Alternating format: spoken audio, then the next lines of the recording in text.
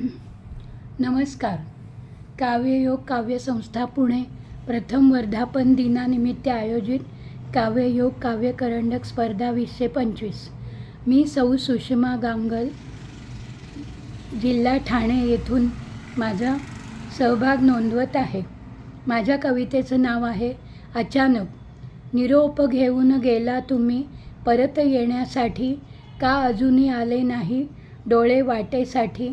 क्षीण झाला देह माझा, थकून गेले मनही, भरून आले डोळे माझे, गात्र शिथिल व्हावी.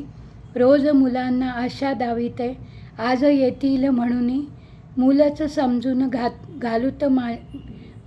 समजूत घालून माझी चुकवून नजरही. कळते मनही मजला त्यांचे, काय समजावू मी, या ना हो लवकरी कामे सारी संपवूनही. वाट पाहून थकले असता आली अचानक बातमी, स्फोट जाहला पुलवामा जवळी, खूप हानी जाहली. सारे कॅन्टोन्मेंट एकत्र जमले बातमी ऐकुनी, कान लागले बातमीकडे, डोळे भरले, गात्र शिथिल झाली.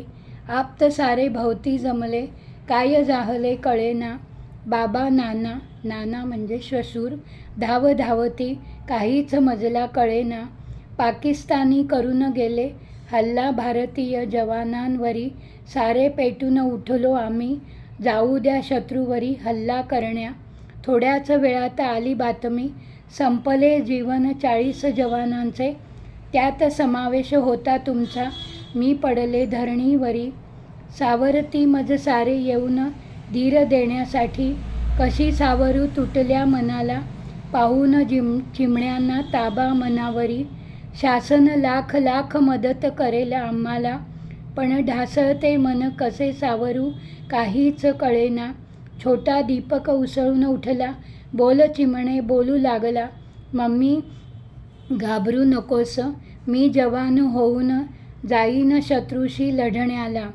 धर्मपत्नी 40 जवानांच्या, कशा सावरू एकमेकींना, येऊन एकत्र धीर देतो ढासळत्या मनाला. वाट पाहते कर्तव्य पूर्तता, होताच जाईन स्वर्गात भेटीला, भेटेल तिथे सखा माझा ताटातूट न होण्याला. धन्यवाद.